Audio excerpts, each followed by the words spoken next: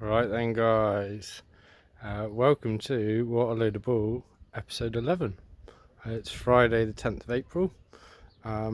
Today I'm going to be fitting the new turbo. Tomorrow, or maybe today, I'm going to fit the new exhaust.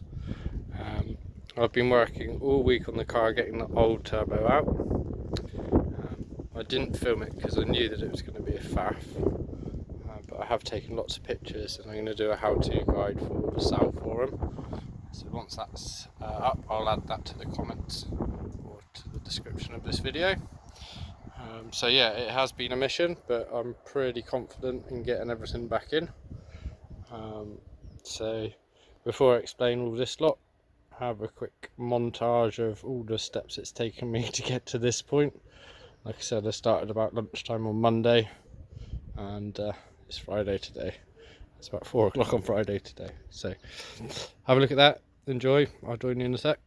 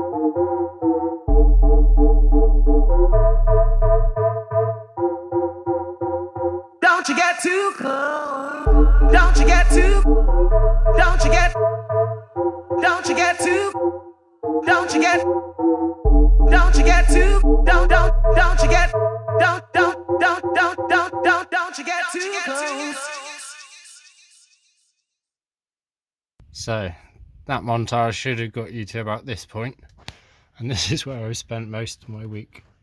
Up here you can see the manifold flange, and that's where the turbo is going to be mounted to. The nuts actually came off quite well off these studs, and I couldn't get proper Nissan studs. Last minute I have got some delivered, not Nissan but general ones,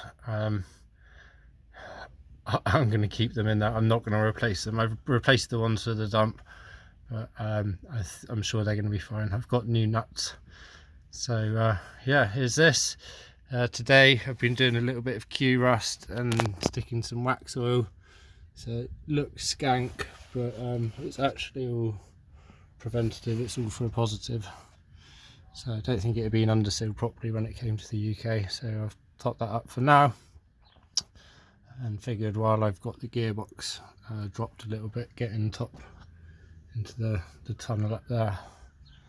So let's go back to all the parts and I'll give an explanation of what we're about to fit.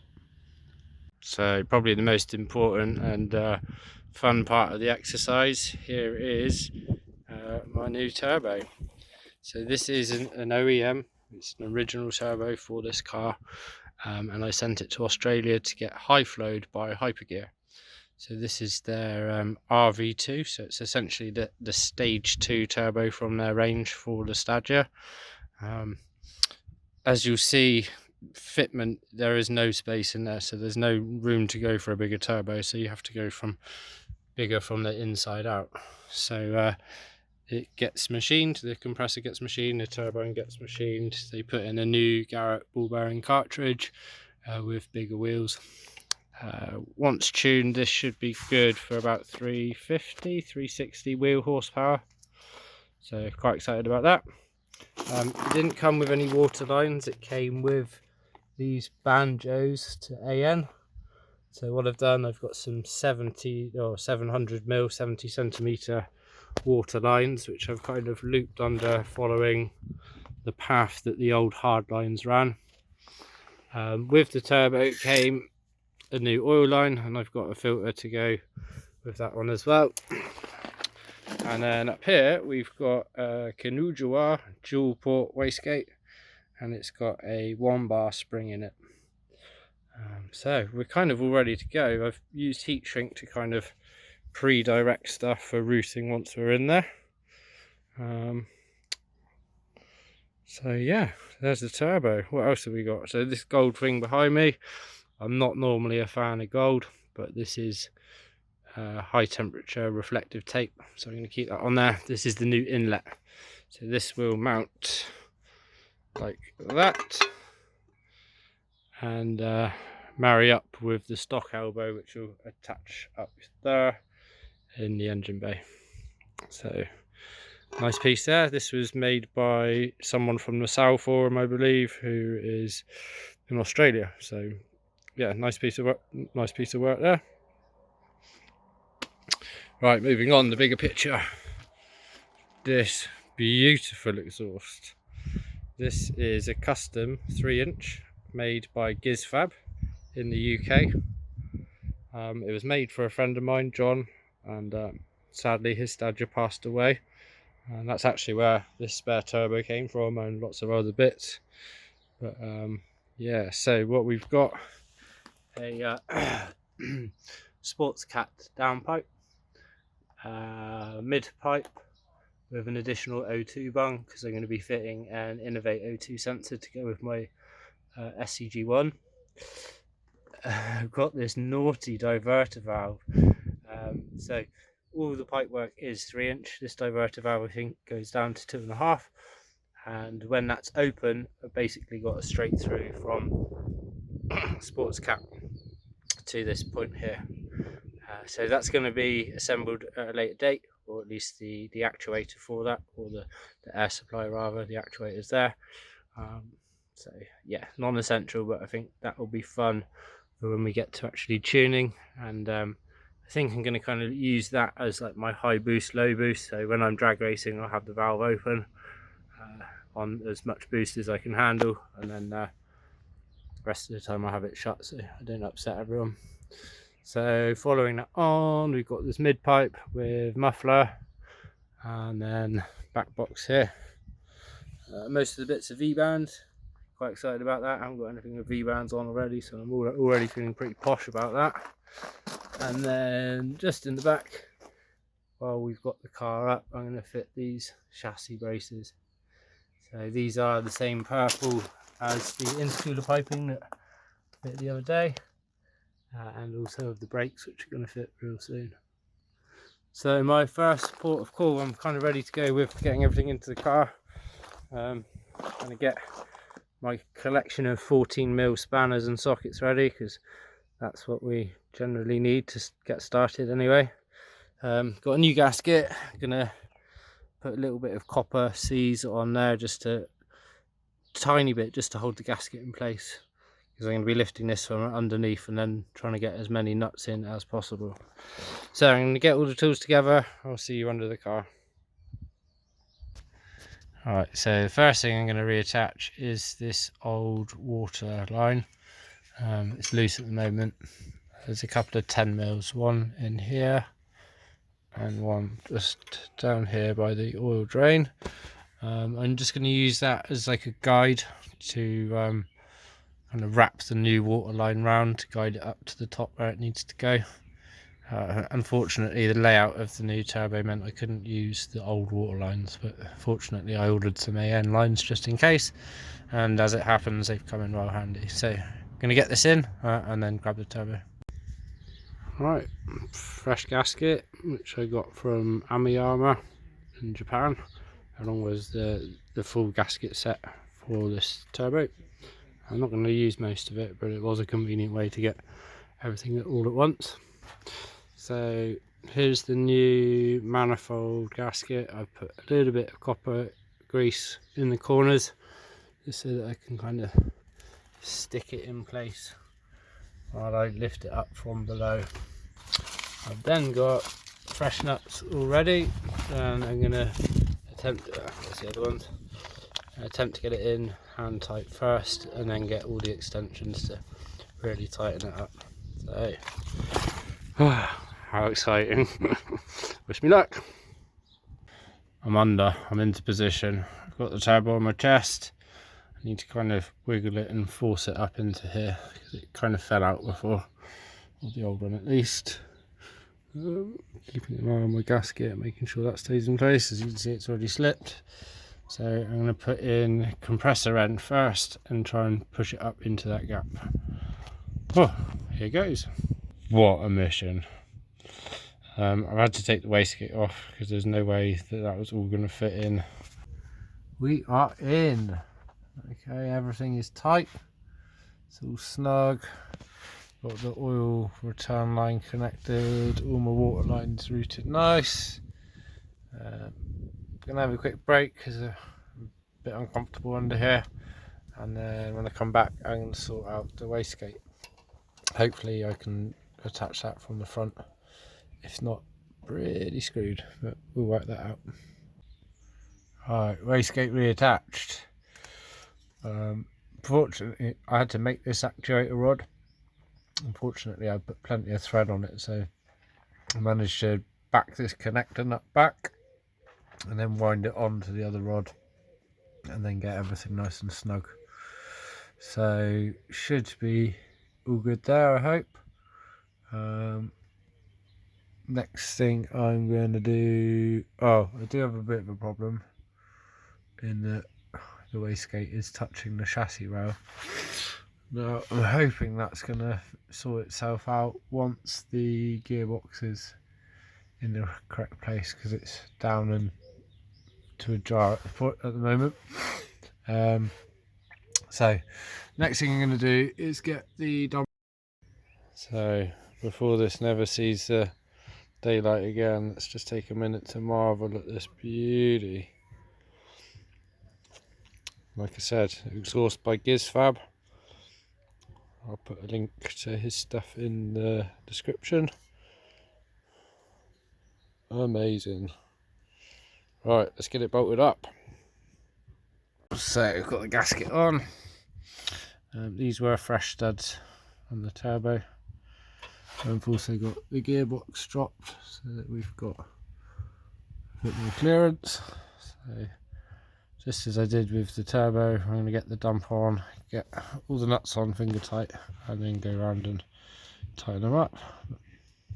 So one of the studs appeared to be slightly on the wonk. Now, this is a new stud. I don't know whether the turbo's been drilled and tapped. I don't know. anyway, I had to take this stud out in order to get the rest of the dump pipe on. I'm now going to put it back on, doing a double nutter. So I can't grip onto this, so I'm going to bore it in like that and then hold it with 114 on this nut and then take off the nut on that side. So hopefully this will work. We shall see. Alright, morning guys, it's day 2 of the turbo install. I ran out of daylight last night. I've got the dump pipe in, as you can see, and most of the nuts are snug. I had problems with this top left stud, as you remember, and I just can't get, if the dump pipe's in, I can't get the stud in. If the stud's in, I can't get the dump pipe in. So I'm going to slacken it all off a bit, have another go. If I have to, take it off and then try again, and if that still doesn't work, then I'm going to fettle out this bolt just so that it accepts this stud. If you remember me saying yesterday, when I put the new studs into the turbo, this one did go in at an angle. Now I know I didn't thread it because it went straight in, but it was a bit on the wonk, so I'm wondering whether that's something to do with it. After I've got that all sorted, then I'm going to do the rest of the exhaust. That's out at the moment. Sorry, I'm going to go over the top. Main reason I want to get that in is because then I'll know where my O2 sensor is going to be, because I think it's going to be around about here. Where are we? Yeah, I think it's going to be around about here, but I want to work that out so I can get the cable in while the gearbox is dropped. Once I've got the cable in for the O2 sensor, then I can lift up and refix the gearbox and the gearbox mount. Then I'll know how much of a problem we've got with this wastegate clearance. Yesterday I was on the let's just send it thought, but it is so tight in now, it is touching, as you can see. So maybe once the gearbox is up and in the right place, we will have some clearance. Even if we've got a couple of mil, I'm going to be happy with that. As Turbo Yoda said, a mil is worth more than a mile, or a miss is worth more than a mile. So we'll see how that goes. If not, I have got a couple of options. I will disconnect it all and maybe try the bracket the other way up. The OEM setup has the bracket, or a similar shape bracket, the mirror, so upside down, with the wastegate slightly lower and further out. So I thought that I'd get more clearance this way, but apparently not. So I'll try that. If not, I have got other options. I've got a couple of OEM wastegates, so I really want to use this dual port, so I might butcher one of the OEM ones and try and make that work. I've got some standoffs which go in here, which will set it out like another inch or so. And if I use an OEM actuator rod, there's a bit of a kink in it, so you can actually get the wastegate tucked further in. This actuator rod is just straight, and although it clears the compressor housing, I can't get it any tighter in, otherwise it's not going to clear the compressor housing. So it'll be a bit of a shame, because I spent all of Monday morning making that actuator rod, because all the ones that came in the kit weren't long enough. So, but we're going to make this work. And then even if I can't make this wastegate work with an OEM bracket and rod, I will just put in an OEM wastegate.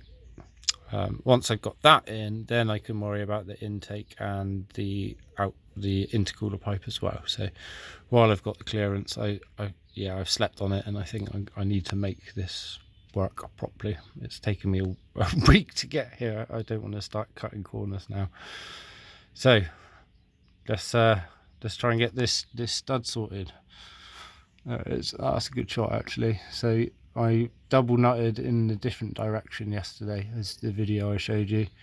That stitched me right up, because I felt like I managed to get the stud in, but then I couldn't get the nuts apart and off, and then the stud came out again. So yeah, let's see how we go with fresh eyes and daylight. Right, I'm winning. I backed off most of the dump nut, all the dump nuts, so it's a bit looser. I took out that top stud, I gave the internal thread a blast with WD because it felt like it might be full of grit, and that's why I couldn't get it in further. Put some more grease on the stud, and I've borrowed my son's little baby ratchet with an 8mm socket on the end, and it's actually going in now, so I think we might be winning. So let's see how we go. So once I managed to get it in a bit more, then I could attach my remote ratchet. Shout out to Halfords for the wobble bar set. I had to pick that up on Thursday, and again, this is worth every penny. So yeah, thanks to Halfords. So that stud's in. I'm really glad. I didn't want to have to take the dump pipe out. These flanges are really well made, and I didn't want to spend hours fettling to make that hole a bit bigger, and it's all in now, so I can get all the nuts on and snug, and then get the rest of the exhaust on. Oh yeah, dump pipe is in. Bit of a mission to get them all tight, but I've done it, and I'm happy. I used a collection of 14mm spanners, 14mm sockets, deep sockets, extension bars, hinges. Got a little pile here. Anyone doing it, I'd recommend having multiple 14s on hand. Ratchet spanner is ideal, but it's a bit wide. It can't always get in around the dump mouth. And then if you have a collection of 14s, you'll have ever so slightly different clocked crescents here, and when you're turning a degree at a time because of the lack of space in there, being able to swap for a different spanner just so you get another bit of pull makes all the difference. So again, bar on bar, got bars fam, you knows it, and a long reach 14mm socket. If I was to do it again, I'd probably cut one of these down or get another one and cut it halfway so that it's longer than a normal socket but not quite as deep as this one. That should make it a lot easier to do that final top left one. So that was the real pain. Right, I'm gonna make a coffee and then sling this exhaust on. Alright, so before I do the exhaust, I'm going to pull the gearbox back up. I'm just putting a bit of copper slip on the end of each of the threads, just so that if I need to get them, well, that's loads, I just dip that, but if I need to get them out again, they'll come out nice and easy. That way, with this its resting position, the exhaust will all line up as it should. Right, I'm going to start with the back box, and I want to jack up this side just to give me a little bit more clearance. I'm not sure if I showed you these before, but these are awesome little hockey puck type things. Rubber groove goes nicely onto the sill seam, and then under the jack it saves any metal on metal contact. So yeah, a couple of quid on eBay. I've got loads of them. I've got them on the axle stands as well. So yeah, useful little thing. I'll try and find a link and put that in the description. Alright, back box is hung. It's a bit on the wonk at the moment while we wait for the other pipe to connect. It is a little bit short of the bumper, and that's purely because this is a body kit bumper. This is a Ken style rear bumper, so the Stagea that this was made from just had a standard bumper, so looking at it inside, that clears perfectly for that. We'll see how that goes. Maybe I'll get my local exhaust guy to knock up an extension or something. Mid pipe in. So I think I will try and get the V-band on to link these two, and then hopefully that will set me up better for the next bit. Alright, got that V-band coupled, left it loose for now because I think they might need a little bit of clocking as I get further down the line, but already I can see how much more clearance I've got where I really needed it with the last one. Such a work of art. Big up Giz Fab. So dumped mid pipe on loose. Just got to do the final V-band where the axle stand is, and then tighten up the V-band on the back, and we are all good. Oh yeah, would you look at that? Exhaust hung tight, solid. So good. I wish I could find up to hear it right now, but unfortunately the car's still in a million pieces. But I think this is a good time to stop for a bite to eat and then come back and look at this wastegate issue. So we are in our resting position now. The gearbox is up. We are still too tight, so after I've eaten we'll have a look at that one, and I'll get ready with the old wastegates just in case. Gap, and then this is where it ended up. So now to fine tune that, if I can get it close, what I might do is just take off the wastegate and then file down the side of it. If you look where those bolts are, there's plenty of room there which we could get rid of. Clearancing, I think they call it. So right, let's do this. Right, I've got that all slackened off and the actuator rod disconnected. Kind of looks like if I can just pull it around where it is, it's just going to pop into place and bits it just above. So I'm going to have a go at pulling it up from above. Sorry for the light washing it out, at least you can make out the silhouette. I've got that up clocked round as far as it go on the bracket. I'm now down to minimal contact on the corner of the wastegate.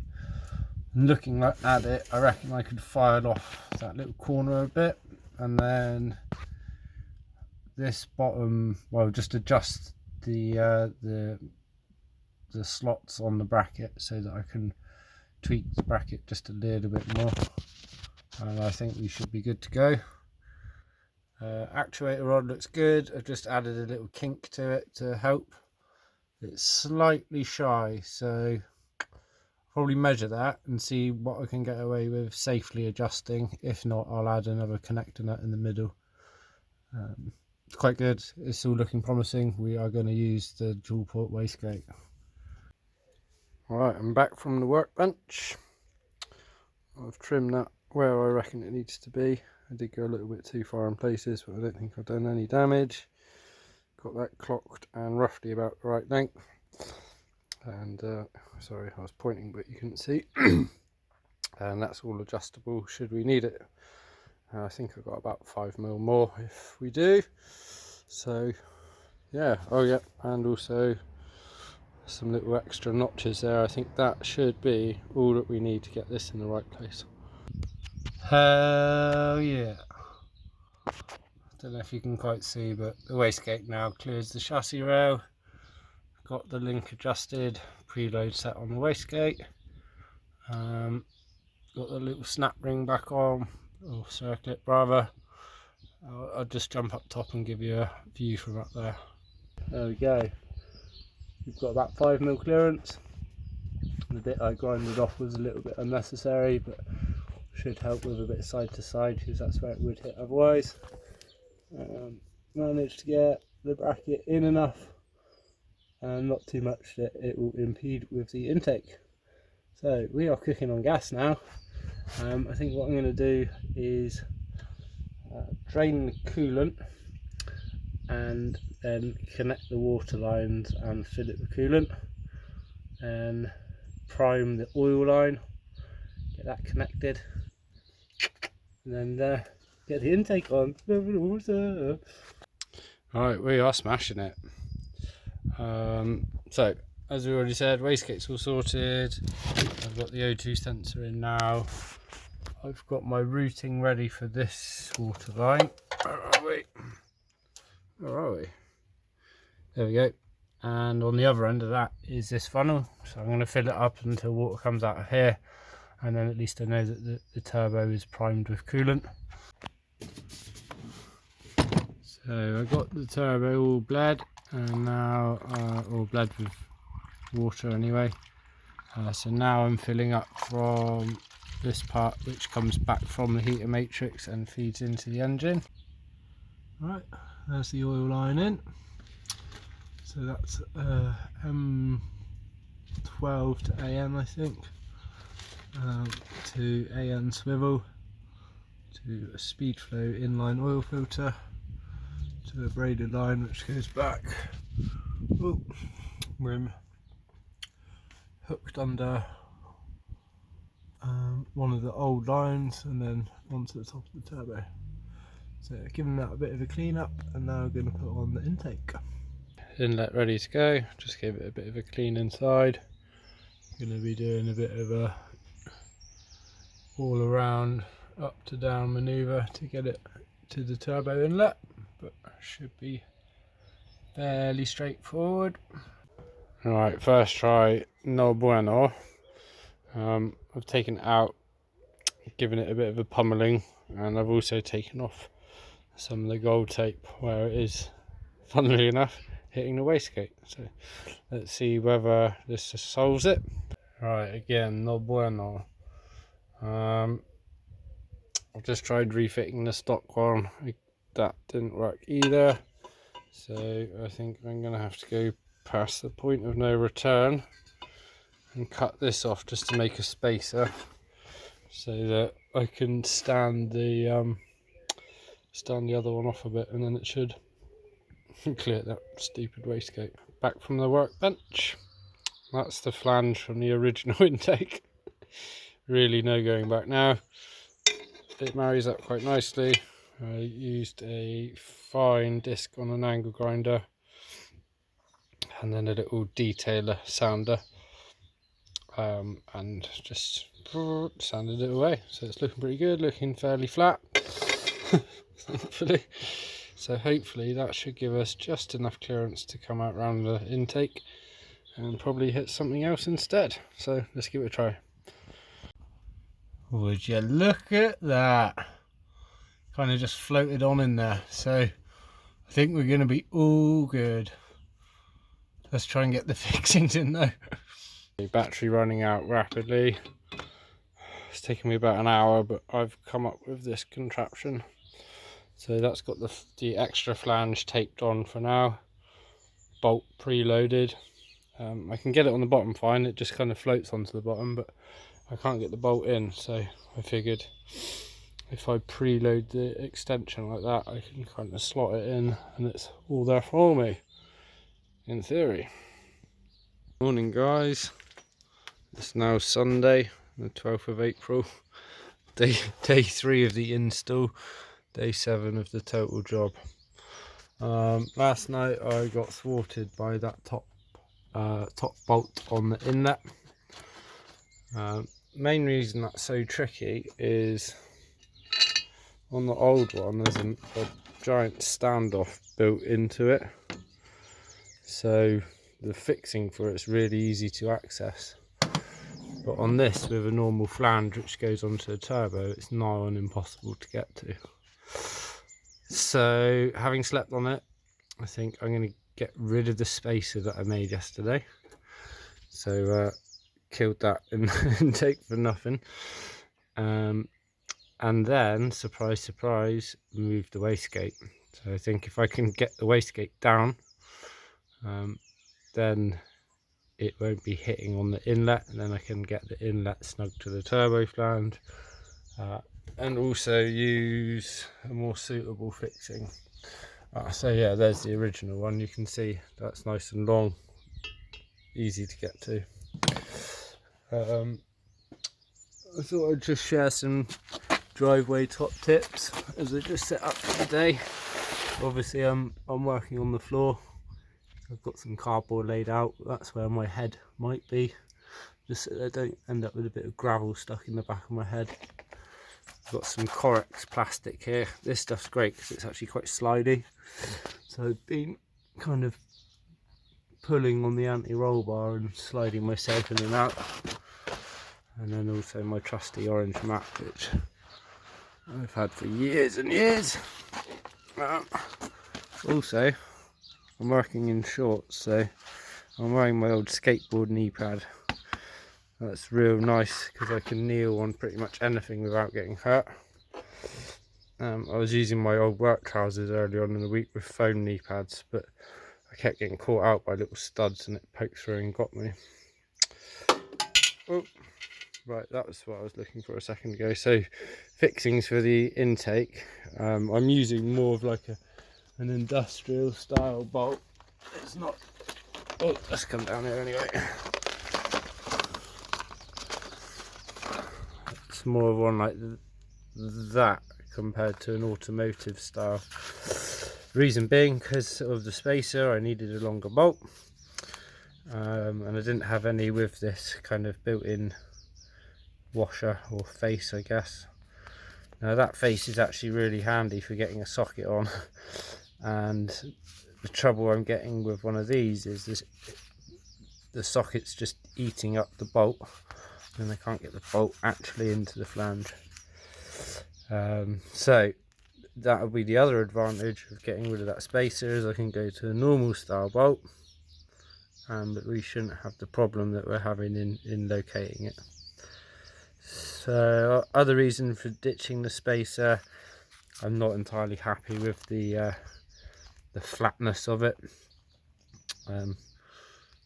Had we not been in lockdown and I'd been at work tomorrow, I'd have probably just stopped and then got a fresh part made up on the CNC and actually made flat rather than a sander in the workbench.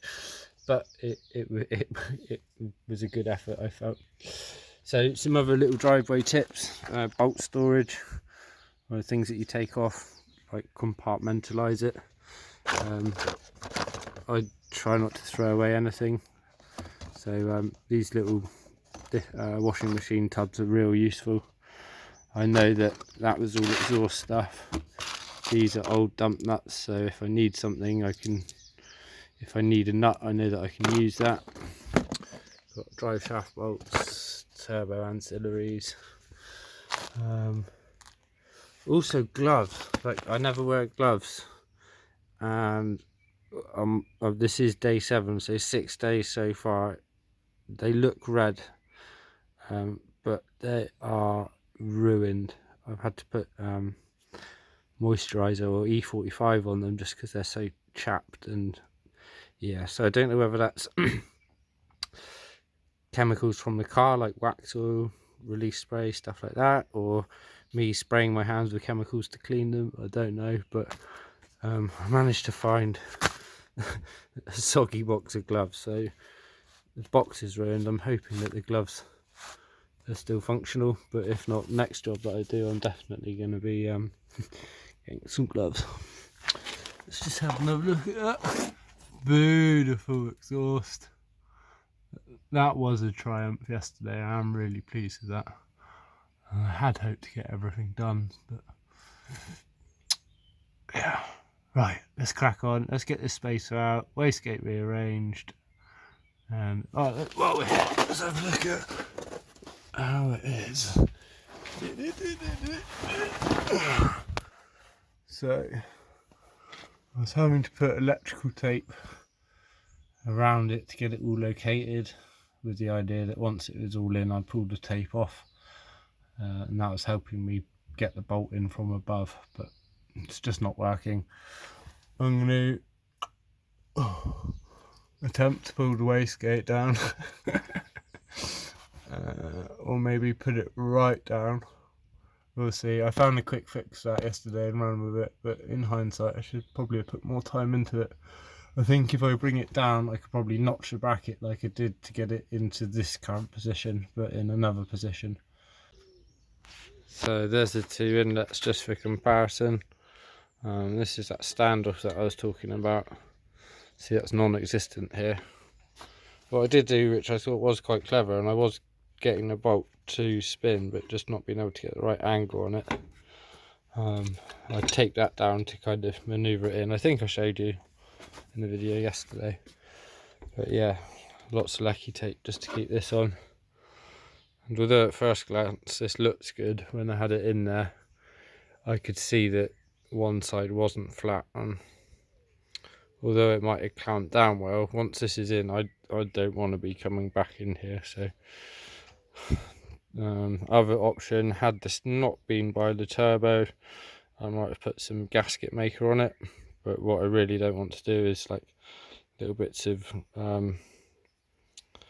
sealant getting squished into the turbo and then sucked into the compressor housing, because that'll be game over pretty quick. So gonna sack off that, gonna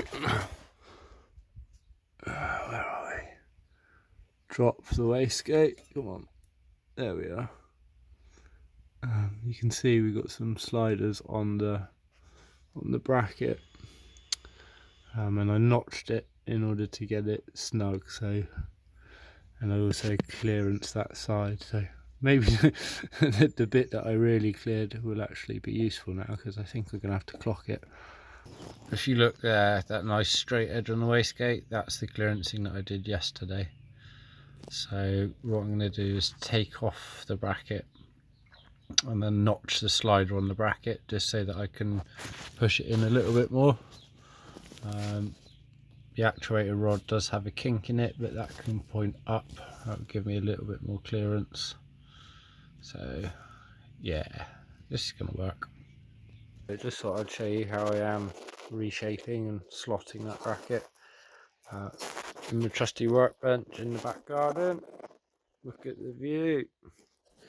Anyway, I've done a pilot hole with a small metal drill bit, and now I'm going to open it up with a stepped bit. Okay, do love these things, they are dangerous. You can oversize things quite easily by mistake, and equally if you're doing a gap like that, it's quite easy for it to get caught. But that's how I did that one and that one. But I think if I bore both of these holes out, which I've just drilled, that should give us just enough to get a mil or two of clearance where we need it. I've reclocked the actuator arm as well, so that's now pointing up rather than down. So should all just float on in. So now that I've got my main hole done, I'm just going to bore it from this side to make it into a slot which joins with this one. Earlier on in the week I did have a go with die grinder, but the compressor I got, it's just not big enough to do it. So I'm finding that my old school methods of using step bit to machine everything possible is what's working here. I'm back from the workbench. I've added, which ones have I added? This one and this one. And I think that will allow us to bring the wastegate right down and then clock it in. So not only do we clear this patch here, which is where the problem was originally, but we also clear the chassis leg as well, which fortunately I did all that yesterday. I'm on round 2 now. I've made further notches. I'm pretty sure this is going to be the one, so hopefully this is the last time I fit this wastegate. Probably just jinxed myself. Let's see. Hopefully that is it. So the extra slotting and the clearancing I did on the side of the wastegate's paid off. It looks like it's all going to work now. Before I do it, I just thought I'd show you how you preload a wastegate spring. Now ideally you do this off the car, but this has been off so many times that I need to redo it again. So this middle bit here, this is just to connect a nut. I've tried to keep this rod, this is essentially one rod, okay, it's all locked off. I'm doing my adjustment with this one. Now on some you might be able to do half turns. I can only do whole turns because of this clearancing that I had to do, which hopefully you've seen earlier on in the video. So the way in which to do the preload is to offer up the centre of the hole, so get rid of that so you can actually see my finger. If we offer up the centre of the hole and line it up with the centre of the pin, and then pull and preload the wastegate spring that way, and then latch it onto the pin, that is the baseline amount of preload. So they say half the pin's distance. We can't see it from here, but there is actually a convenient dot on the top of the pin so that you can see when you've got it. So I've pre-adjusted that. I'll get the vice grips and pull it, latch it on, lock it off, and put the tiny little circlet back on. Then we should be good to do the intake. That's all up. I think the hardest part was getting the little circlet back on the actuator rod there, but that's all snug now. So time for the intake. Inlet is going in, hopefully. I'm going to try and be cunning with this. If you notice on here, we've got slots on each end. The bottom one is going to go onto a stud anyway, and this top one, which was the real hard one yesterday, goes with a bolt. So what I'm going to do is I'm going to put a bolt in first and then try and slot it up in there, so at least I know the bolt is in, and then it's just a case of getting in there to tighten it. This is, if I was saying earlier, more of an automotive style bolt. It's got this face on it. Now I offered it up on the other turbo, and it didn't go all the way in because it had like a guide or a relief at the end of the bolt. So I've trimmed it down, offered it up. You can get it nice and tight. So let's get this in and try and slot it all together. I'm going to go into a bit more detail there because that was an absolute mission and I feel like I deserve more credit. So what I did, I took out the stud. Let's just find my hand. I took out the stud, put the top bolt in, had to bend the wastegate bracket and shimmy that a little bit. With the stud out and the top bolt in but backed all the way out, I could drop the inlet down, then pull it up to slot into the bolt, then get the stud in and the nut. And even that I had to double nut to get it in because I couldn't get enough purchase on this end. And then I went in from above like I just showed you, so lying down on top of the engine, hand in down behind, and then threaded that narrow long bar through. So a little bit of buttoning up to do before we get the final bit on. I had to bend my vac lines out the way, so I'm going to reroute them and get them nice and neat. Previously they were kind of clipped onto the intake, so I might try and match that. And then there's a clip on the rocker cover to catch them at the top. So going to get that done because once the lower pipe's in, that's going to be pretty tricky to get out. Also going to reconnect the starter because I disconnected that and I don't think the glue set that I put on it last night. Nah, I'm going to put something else on there. Maybe I've got some black silicone stuff which is pretty good. So that's all in. Seems quite surreal that it was almost a week ago that was getting ripped out. I know that that head on its way out, it was that one. I'll replace it at a later date. It's in there, it's fine for now. So got the up and over pipe all good, connected to the intercooler. Just look at that purple. Oh, look at that. So I'm going to grab myself a drink, then fire it up. Not without a top pipe. I'm going to do that now. And here is one I prepared earlier. Would you look at that? All back together. Right, I'm just going to go and sit down, have a drink, catch my breath. I've not stopped all day. And then we'll come out and fire it up. Right guys, welcome to the moment of truth. I've disengaged the solenoid control for the time being so that we're on wastegate pressure. Don't know I'll go drive tonight, but I am going to fire it up and get it all running. I have made an absolute mess throughout my drive, garden, house, everywhere. So I might just leave this ticking away and keep my eye out for leaks and stuff. Anyway, let's do it. First try. Oh, brilliant.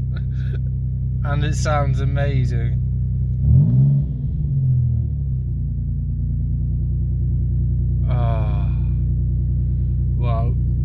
thanks for joining me on this journey. I'm going to wander around the car and keep my eye out for leaks and stuff.